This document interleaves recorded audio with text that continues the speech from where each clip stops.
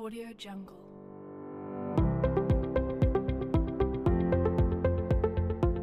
Bismillahirrahmanirrahim. Assalamualaikum warahmatullahi wabarakatuh. Perkenalkan, nama saya Ibrahim dengan NIM 2012-134. Dibuatnya video ini untuk menyelesaikan tugas mata kuliah metode studi Islam, di mana para mahasiswa memilih 3 pertanyaan dari 5 pertanyaan yang sudah disediakan oleh dosen. Dan saya telah memilih nomor 2, 3, dan 4. Baiklah, langsung saja kita bahas ketiga pertanyaan tersebut. Sebelumnya saya ingin memberitahu bahwasannya semua jawaban dan pertanyaan yang saya bahas di video ini sudah saya tulis dalam catatan ini. Udah, itu doang. Lanjut.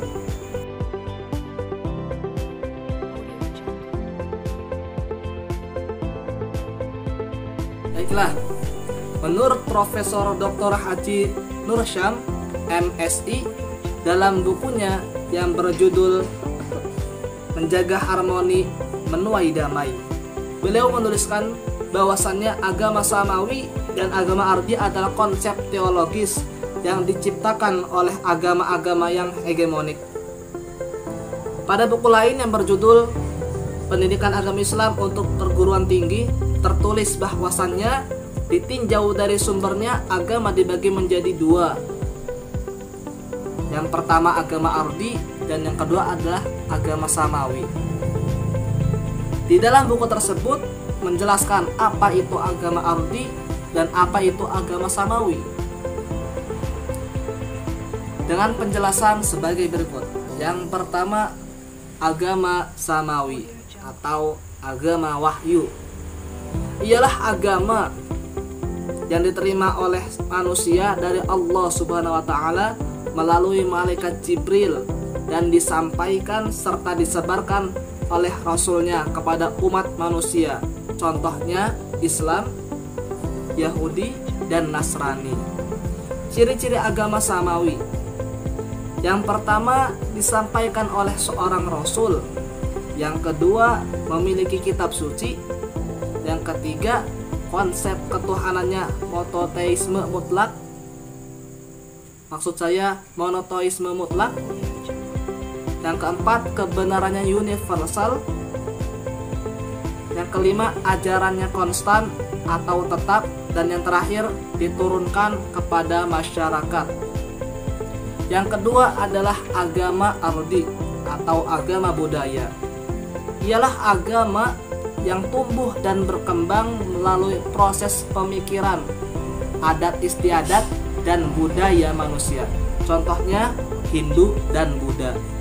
Ciri-ciri agama Ardi: yang pertama, tidak disampaikan oleh seorang Rasul. Yang kedua, umumnya tidak memiliki kitab suci. Yang ketiga, konsep ketuhanannya animisme, dinamisme, politeisme, monoteisme nisbi atau relatif.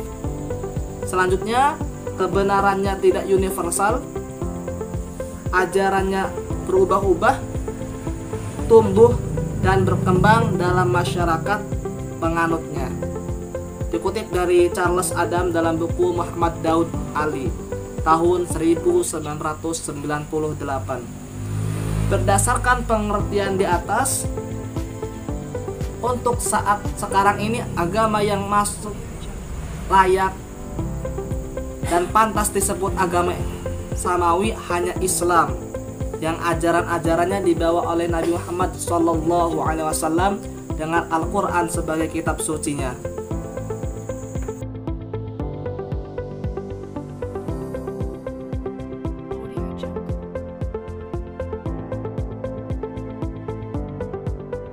Baiklah, dikutip dari buku yang berjudul Dimensi Studi Islam Kontemporer, bahwasannya meski memiliki kedekatan tradisional intelektual dan keagamaan, tidak berarti Islam Indonesia sekedar replika dari Islam Arab. Proses transmisi Islam dari tradisi intelektual ke tradisi intelektual Indonesia berlangsung dalam pola dinamis, kompleks, dan unik, sehingga dalam banyak hal wajah Islam Indonesia berbeda dengan wajah Islam Timur Tengah. Sebagai bukti dinamis, unik, dan kompleksnya proses transformasi keislaman di Indonesia dapat dijustifikasikan melalui hal berikut. Yang pertama, proses transformasi keislaman di lembaga pendidikan khas, yaitu pesantren, dengan modus operandi yang cukup unik.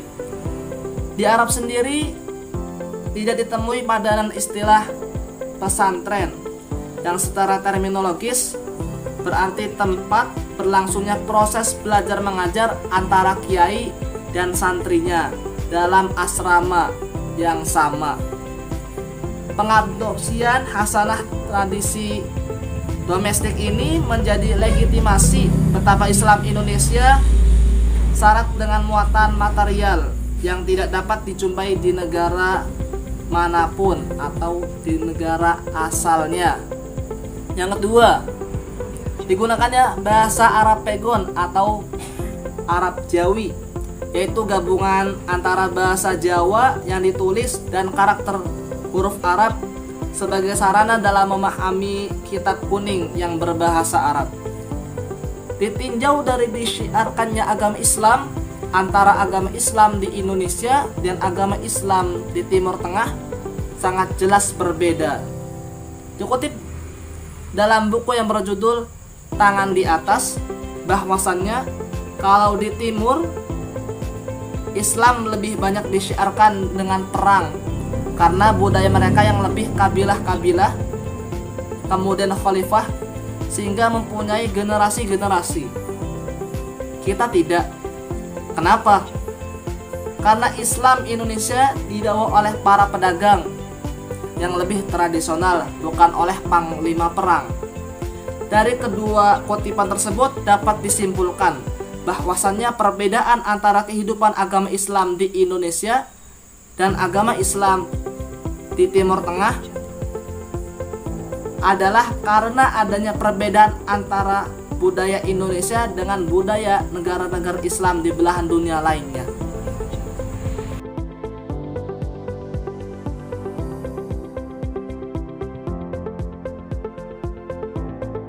Baiklah, sebelumnya saya ingin memberitahukan bahwasannya ini adalah pertanyaan terakhir dan jawaban terakhir. Baiklah, langsung saja. Dikutip dari buku yang berjudul Tafsir Kebahagiaan karangan Jalaluddin Rahmat, bahwasannya di dalam Al-Quran banyak sekali redaksi la'allakum tuflihun yang artinya agar kamu bahagia. Di antaranya sebagai berikut.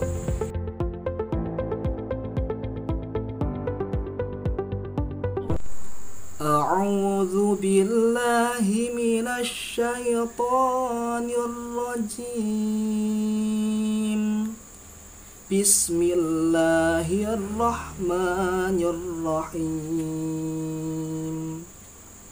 Yas'alunaka 'anil ahillah qul hiya mawaqitu lin-nasi wal hajj walaisal birra bi an ta'tul buyuta min zuhuriha walakinnal birra man ittaqa wa'tul buyuta min abwabiha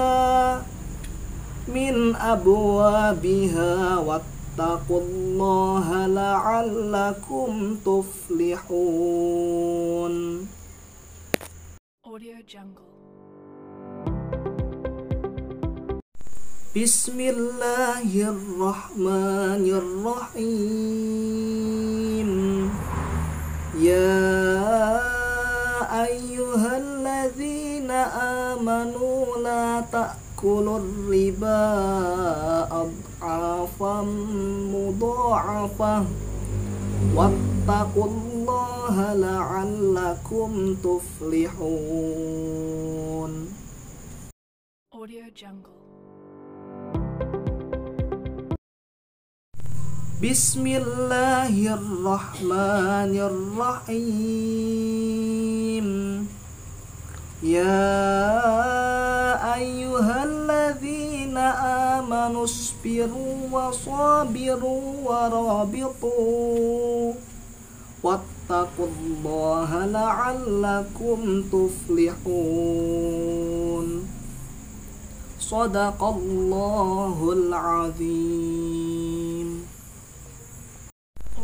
Selain Quran surah tadi, masih ada banyak lagi, seperti dalam Quran surah Al-Maidah ayat 90, Quran surah Al-Maidah ayat 100, dan lain sebagainya. Itu menunjukkan bahwa semua perintah Allah dimaksudkan agar hidup kita bahagia dengan cara melakukan perbuatan yang dapat mengantarkan kebahagiaan. Salah satunya dengan membahagiakan orang lain.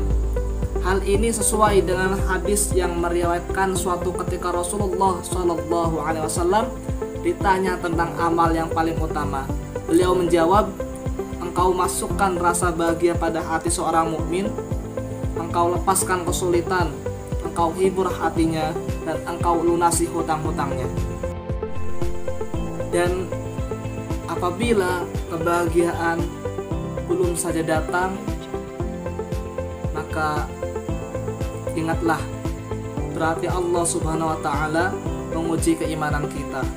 Teruslah bersyukur atas apa yang diberikan Allah Subhanahu wa Ta'ala, karena pada intinya apa yang kita inginkan bukan berarti apa yang kita butuhkan. Itulah pertanyaan dan jawaban yang bisa saya berikan. Kurang lebihnya saya mohon maaf apabila ada salah kata dan salah ucapan. Wabillahi taufiq wal hidayah. Wassalamualaikum warahmatullahi wabarakatuh.